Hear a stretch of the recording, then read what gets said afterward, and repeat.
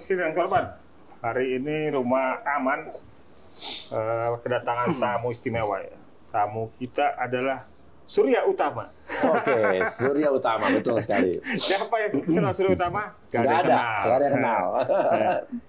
Alias Uya Kuya. Yes, terima kasih Pak. Mas Uya sudah bersedia datang di rumah aman. Iya. Semoga dengan rasa yang aman, tentram, damai. Harus aman dong. Iya. Mas Uya, nah kita mau tanya nih, ngobrol-ngobrol santai. Mas Uya ini kan sarjana ilmu politik. Ilmu politik, betul, betul. Itu kok kemudian bisa jadi artis terkenal sekarang itu gimana ceritanya? Nyasar ya? Nyasar. Tapi sebelum ke situ, dari Surya Utama jadi Uya Kuya itu gimana ceritanya, Mas? Surya Utama, Uya itu kan nama panggilan aja ya. Nama kecil gitu. Nama kecil. Uya. Cuman kalau Kuya tuh gara-gara siaran di radio.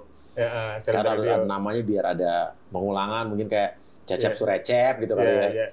Oh gitu. Iya. Jadi nama itu ketika jadi penyiar radio. Iya, jadi nama apa stage name atau nama populer lah ya. Iya, nama populer itu ya. Iya, Uya Kuya diulang gitu. Oke. Ya. Dari pertanyaan pertama tadi Mas Uya. Iya. Itu gimana dari sarjana ilmu politik jadi artis tuh ceritanya? Sebetulnya sok jadi ngartis tuh udah dari zaman kuliah, zaman SMA kan udah ngeband. Oh iya. Dari zaman kuliah tuh udah nge-MC, udah nge-band, udah nyanyi.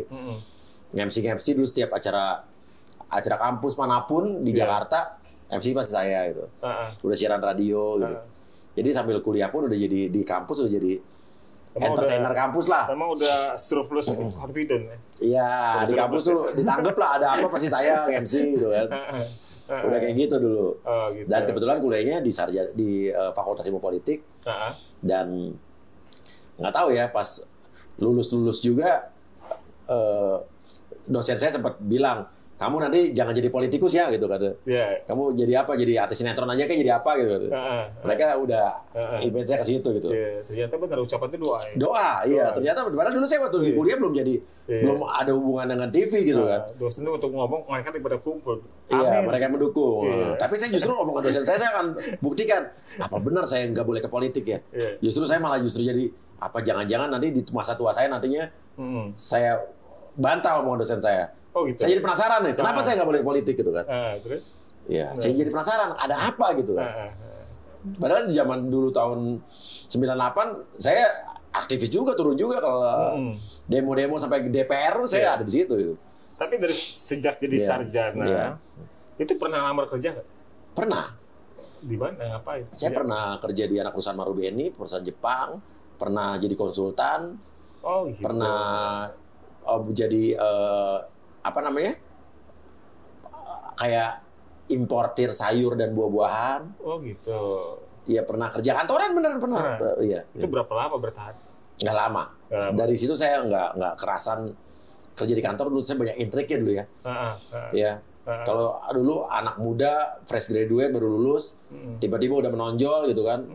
Yang nggak suka pasti banyak tuh yang lama-lama tuh. Oh, jadi dapat jabatan, gaji gede gitu. Iya, prestasi lah ya. Mungkin kita melakukan sesuatu, karena dulu kan orangnya saya belak-belakan aja gitu. Iya. Kayak begitu tuh saya nggak suka situasi. Akhirnya pas kerja itu saya pulang kerja, kita buat Tofu dulu tuh grup saya yang lama nyanyi.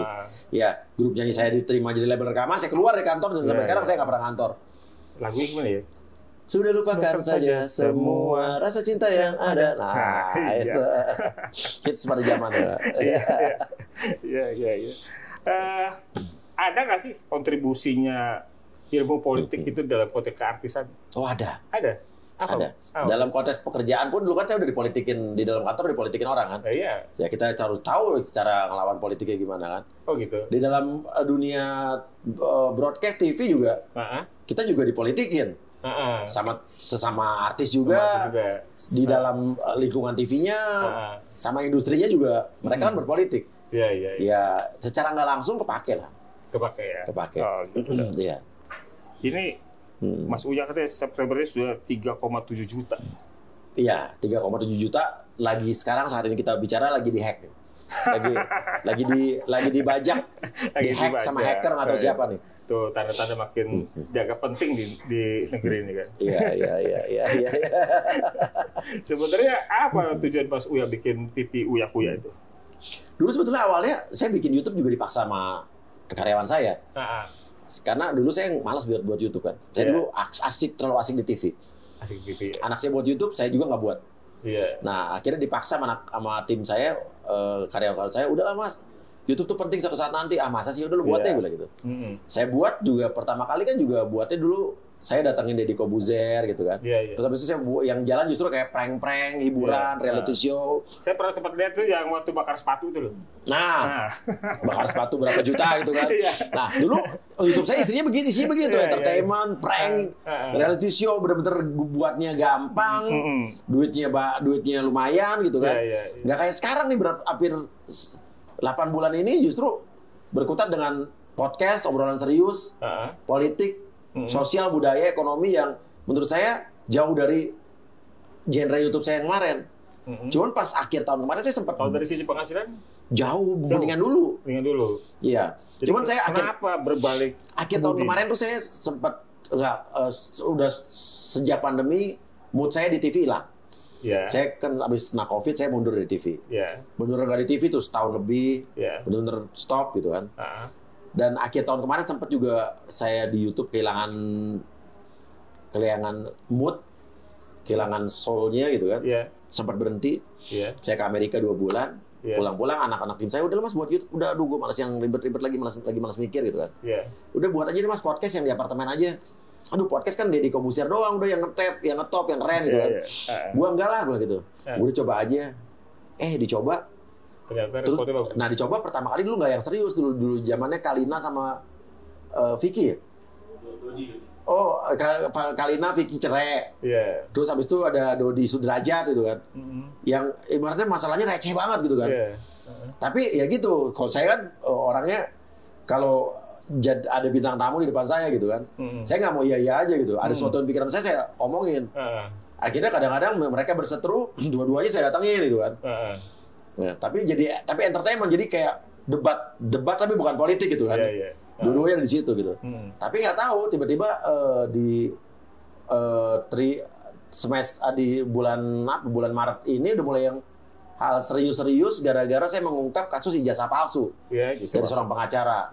Yang akhirnya di situ secara nggak sengaja ketemu sama petinggi-petinggi negara ini juga gitu kan. Akhirnya ketemu sama banyak orang hukum, semua pengacara datang ke tempat saya. Puluhan pengacara tuh podcast tempat saya tuh, yang saya nggak kenal sampai saya kenal.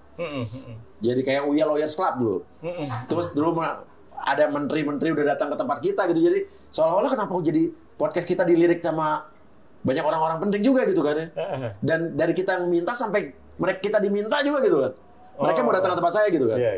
Akhirnya udah jadi ke bawah sampai sekarang masalah-masalah yang lebih serius dan tanpa disadari kok cocok sama bidang keilmuan saya, kesarjanaan saya gitu. Tapi itu sama sekali nggak diprogram, sama sekali nggak direncanakan gitu. Dengan sendirinya kayak datang sendiri. Ternyata begini enaknya. Nikmat. Asiknya ya. Walaupun AdSense-nya jauh di bawah hiburan. Tapi ini saya menemukan kenikmatan yang beda aja gitu. Saya ada fresh baru gitu loh. Ya, otak saya kira kepake juga kan. Dulu kan taunya Uyanya alay gitu kan. Ya, saya termasuk yang nonton ya waktu Mas Uya dengan pengacara itu. Dan yang mana? Yang pengacara datang ke tempat saya? Ya, pengacara datang ke Mas Uya itu. Oke, beserta tim kuasa hukumnya sebagai sarjana hukum dan juga pengacara. Saya lihat Mas Uya yang sarjana fisik ini luar biasa. Udah seperti pengacara juga. Oh gitu ya? Sangat menguasai materi dan juga penguasaan soal argumen hukumnya juga lumayan. Gitu ya? Saya rasa cukup sulit tamu yang datang ke rumah Mas Uya itu menjawab pertanyaan-pertanyaan itu ya. Iya, karena secara nggak langsung saya dapat SKS kuliah dari pengacara-pengacara datang ke tempat saya. Oh gitu. Iya kan ngomong saya serap. Iya. Dan saya melihat, ternyata Mas Uya ini bisa serius juga ya. Oh gitu ya. Bahkan pengalaman saya ketika saya pertama kali diundang oleh Mas Uya, saya diundang ya, bukan jadi saya minta ke Mas Uya. Iya, diundang. Karena saya lagi di Amerika juga itu kan. Ini verifikasi, saya diundang. Itu saya sudah nyiapin beberapa guyonan sebenarnya. Karena saya pikir Mas Uya ini pasti bercanda ya. Iya. Ya kan? Ternyata kok sepanjang 1 jam kok serius amat. Iya. Gitu. Kalau gini maksudnya kan, pernah ngeprank, pernah bercandain artis segala macam, kemudian masuk ke wilayah yang serius lah, ketemu dengan pengacara, ngobrol sama banyak pihak lah ya, termasuk dari menteri yang minta di wawancara segala macam. Ada beda gaya wawancara nggak antara Mas Uya wawancara artis sama non artis? Lebih iseng kalau artis. Nggak tahu ya, tapi saya makin kesini makin nyaman juga dalam arti kata, walaupun kita berbicara soal politik, kadang-kadang ya saya berusaha untuk nggak mau terlalu kaku juga gitu. Tapi mungkin lebih beda lah, mungkin nggak terlalu santai ya.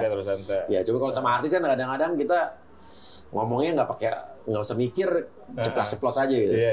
Kalau sekarang kan intinya adalah ceplos itu saya pikir udah pasti banyak penontonnya ya. Iya. Kalau sekarang saya mesti pakai otak juga gitu kan. Ini sekarang kan Mas Uya udah ngeliat kayak sepertinya hasilnya. Kira-kira ini jalur yang benar ya menurut Mas Uya? So far yang saya rasakan yang penting kan saya kenyamanan kan. Nyaman ya. Saya nyaman di sini. Kalau bisa dibilang jujur-jujuran, penghasilannya jauh berkurang. Cuman saya yang penting nyaman dulu. Daripada saya juga kemarin sempat ngerasa bosan, akhirnya saya nggak ngapa-ngapain. Akhirnya nggak bikin YouTube juga, ya mendingan sekarang yang kita kerjaan yang nyaman aja dulu. Iya kan? Nanti rezeki datangnya belakangan lah, nggak tahu dari mana. Iya lah, kamu salah pintu. Iya, kita nggak tahu ya. Mas Uya, kami ini punya di LPSK ini ada namanya podcast Rumah Aman. Oke. Kita sebagai junior amatiran, kita mau bertanya sama senior. Iya. Tipsnya apa sih supaya podcast itu berhasil? Supaya podcast berhasil, kalau saya nggak tahu, saya nggak tahu saya tips apa enggak ya. Cuman apa adanya aja udah Pak. Apa yang ada di otak kita keluarin aja udah. Iya. Oh gitu. Iya. Sama orang kan pengen melihat kejujuran dari apa yang dia lihat ya. Dari kita emang. Iya. Tapi di sisi lain mungkin ada nama besar Mas Uya dari komputer yang mungkin jadi. Saya agak kurang nyangka. Seorang saya yang selama ini nggak serius di TV, tiba-tiba bikin podcast yang agak serius, lumayan bisa dilihat orang walaupun nggak sehebat Deddy Corbuzier ya, cuman lumayan dilirik orang gitu. Cuman itu agak di luar dugaan saya sih.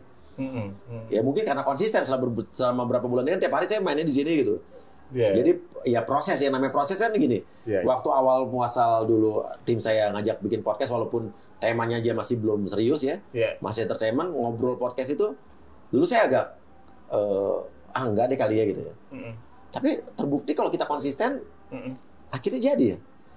Dan malah akhirnya sampai sekarang nyasar ke topik-topik yang sekarang benar-benar di luar planning dan pikiran saya. Kok saya bisa ke topik yang serius ini sekarang gitu.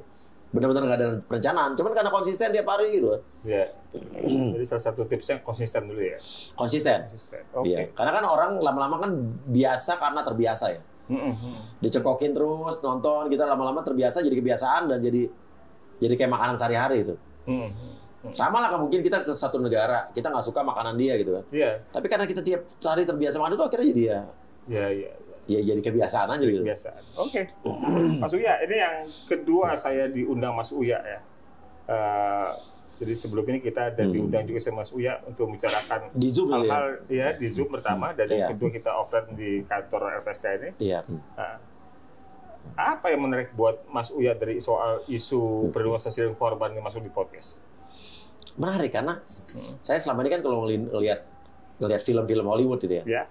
Mereka tuh Amerika tuh kayak punya US Marshal. Iya, dan punya lembaga juga yang melindungi saksi-saksi ya. Iya, US Marshal. Iya, mereka juga bisa datanya, mereka bisa punya nama baru, terus identitas baru gitu kan. Saya pikir itu tidak ada di Indonesia. Ternyata ada, dan itu ada undang-undangnya kalau salah nomor 13 tahun 2006 yang direvisi 2014 ya. Nah, dan itu ada dan ternyata sekarang berjalan gitu kan. Dan saya sangat dukung. Karena kan banyak sekali orang-orang kita yang zaman dulu takut diintimidasi kalau kita ngelaporin sesuatu hal. Kita mau tahu satu kejahatan, kita laporin, apalagi kejahatan dari orang-orang yang berkuasa atau orang-orang penting, nanti dapat teror, intimidasi. Dan kalau emang ini LPSK ini berjalan dengan benar dan sebagaimana mestinya, artinya hal-hal seperti itu bisa diatasi. Jadi orang jangan takut buat bersaksi. Jadi isu soal perlindungan korban itu menjadi menarik karena itu juga perangkat demokrasi di negara-negara maju ya. Iya. Bahwa di negara maju seperti Amerika dan Eropa itu ada lembaga yang memberikan perlindungan pada saksi korban. Betul. Oh iya. Sebagai informasi Mas Uya, mungkin untuk di tingkat Asia, ya, LPSK ini terbaik. Yang terbaik di tingkat Asia berarti. All Asia. All Asia. Iya. Karena kita juga salah satu yang selalu diundang dalam acara Europol. Europol. Iya. Europol itu buat pertemuan setiap tahun. Iya. Dan di Asia ini yang diundang LPSK. Indonesia LPSK. Nah, gitu. Dan ya seperti LPSK ini dicari di Asia juga memang sulit yang sama ya. Karena kita lembaga mandiri. Nah, mungkin ada di lembaga lain yang gabung sama polisinya. Gitu kan. Oh, jadi gabung sama polisi dan negara lain ya. Kalau kita mandiri. Independen. Kalau di luar yang tadi masih soal podcast Mas Uya. Menurut Mas Uya, dalam prediksi Mas Uya ya, ini umur podcast ini seperti apa sih? Prediksi Mas Uya itu ini ada umurnya atau memang seperti apa? Kalau kayak seperti kita Mas Uya pernah jadi penyiar radio, ya kan? Ketika masa internet masuk, koran pada berguguran, ternyata radio bisa bertahan. Iya. Yang tadinya katanya diprediksi bakal hilang. Bakal hilang juga, gitu loh. TV juga bertarung dengan YouTube. Ya berat juga TV. Tapi walaupun masih bertahan, ya kan. Kalau masa depan podcast seperti apa? Nah, podcast adalah satu hal yang awalnya dulunya saya tidak perhitungkan. Iya. Apaan sih orang nonton ngobrol lama banget ngobrol gitu kan? Iya. Tapi ternyata setelah saya sadari, setelah saya melihat menjalani podcast ini dan banyak testimoni dari orang-orang yang nonton gitu kan, ternyata podcast itu menarik karena dia bisa audio dan bisa visual. Jadi walaupun orang tidak pengen lihat visualnya, dia lagi nyetir atau lagi apapun, dia bisa dengar audionya. Nah, jadi kayak dengar radio. Dan sampai saya pernah kemarin waktu saya ke Amerika ketemu sama orang Amerika, Indonesia di Amerika yang udah tinggal di sana dari kecil. Dia berkomentar baru ngelihat podcast saya yang sama pengacara itu yang dia datang. Dan dia lagi di New York. Dia waktu awalnya nonton apa sih judulnya, terus dia nonton depannya menarik. Tuh dia nonton sampai 2 jam di Times Square cuma sambil ngerokok sambil liatin orang gitu. Dan dibilang dia baru tahu masalahnya dan dia menikmati itu. Padahal menurut saya dan dia sebelumnya belum pernah mengikuti kasus saya dengan pengacara itu. Baru pertama kali. Jadi kan dia nonton di tengah-tengah. Sama saya juga baru nonton dulu itu. Tapi dia mengerti. Oh, biasanya baru sadar. Oh, dengan dia ada di Times Square yang orangnya banyak berkeliaran, dia bisa nonton podcast 2 jam sambil duduk sambil ngerokok. Berarti hebat juga ya podcast itu. Sebuah podcast bisa menjadi orang yang lagi liburan di New York tuh ya bisa mau dengerin podcast saya sampai 2 jam gitu. Itu kan nggak pengaruh host ya. Iya. Tapi intinya bisa tanpa dia. Saya pikir kan kalau kita nonton sesuatu nih, misalnya nonton hiburan atau prank atau apapun, kita nggak mungkin dong lagi sambil mengerjakan yang lain kan. Pasti nggak konsen gitu. Tapi podcast tuh kelebihannya adalah karena dari audio aja tanpa walaupun kita nggak harus lihat visualnya, kita bisa ngerti gitu. Oke. Jadi masa depannya menurut saya sih harusnya panjang. Masih panjang ya? Iya. Oke. Ngomong-ngomong Mas Uya, pernah nggak sih ngebantuin orang yang berhadapan dengan masalah hukum pidana? Oh, pernah, sering. Sering. Apa pengalaman yang bisa dipetik dari soal itu apa? Ada dinamika jujur ya, kalau jujur menarik, jujur nggak tahu. Saya masih ngerasa di negara kita ini kalau orang nggak punya power, orang nggak punya nama, ngelaporin sesuatu ke hukum sulit. Ya harus dibantu sama orang-orang yang punya sesuatu, yang punya kenalan. Nah masih begitu. Dan saya nggak tahu deh.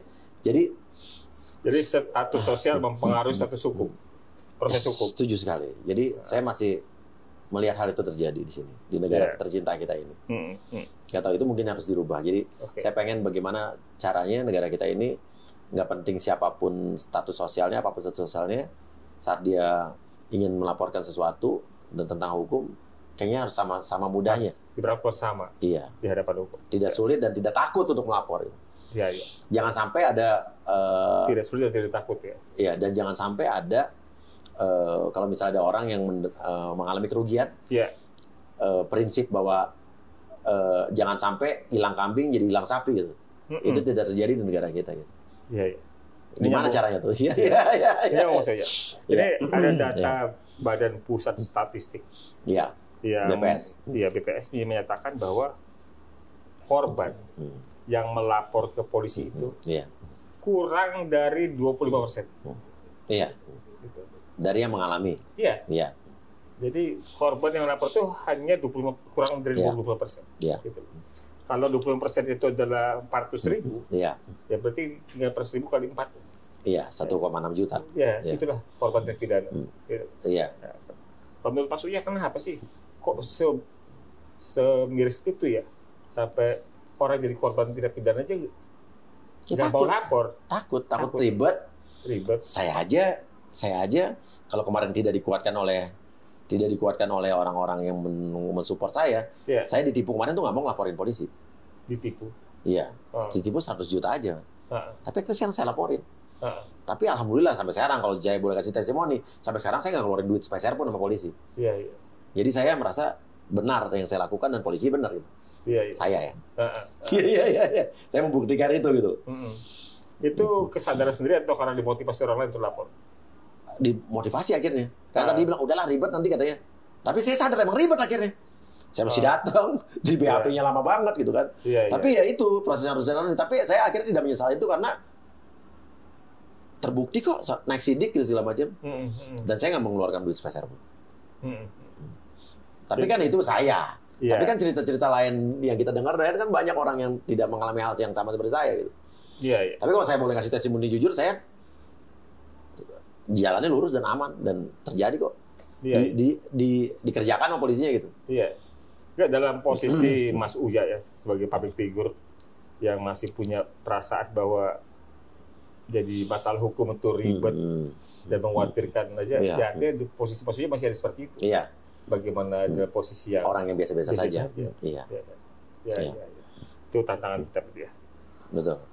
Oke, Mas Uya, tahu LPSK sejak kapan Mas Uya? LPSK tahu berapa tahun terakhir? Tahun terakhir. Iya. Apa sih yang menurut Mas Uya pentingnya lembaga ini? Oh, sangat penting lah. Sangat penting dan mudah-mudahan dengan adanya LPSK ini walaupun negara ini lembaga yang independen, bisa mengintervensi bukan mengintervensi secara jelek ya, negatif ya, bahwa membantu ya, mengintervensi orang-orang yang ingin melapor juga, orang yang bisa membantu agar semua orang tidak takut untuk melapor dan tidak dipersulit itu. Kalau didampingi LPSK mudah-mudahan jadi kan ya ada keterlibatan lembaga ya.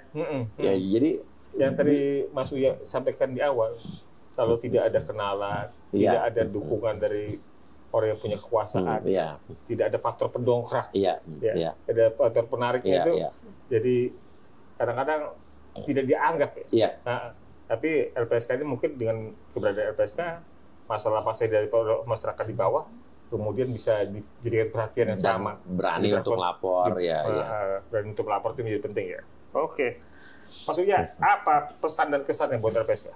Oke, LPSK pokoknya tetap menjadi lembaga independen, ya, yang profesional dan karena di sini saya juga berharap besar sama LPSK bahwa banyak ketidakadilan terjadi di negeri ini mungkin bisa diatasi sama LPSK dalam arti kata saksi-saksi rata-rata kan orang yang takut menjadi saksi kan takut diintimidasi, takut diteror, dan korban pun takut nanti karena dia bukan siapa-siapa nanti akhirnya kalah set sama yang orang lebih berkuasa atau orang lebih punya uang gitu kan. Kan selalu begitu kan. Dimana banyak ada teori yang mengatakan hukum di negara kita lebih memihak sama orang yang berkuasa. Kalau kita nggak punya apa-apa pasti ya dan apalagi kasus gini aja kalau kita lihat kasus UU ITE. Sampai ada yang bilang kata UU ITE adalah undang-undang yang diciptakan buat melindungi orang yang kaya, lebih kaya.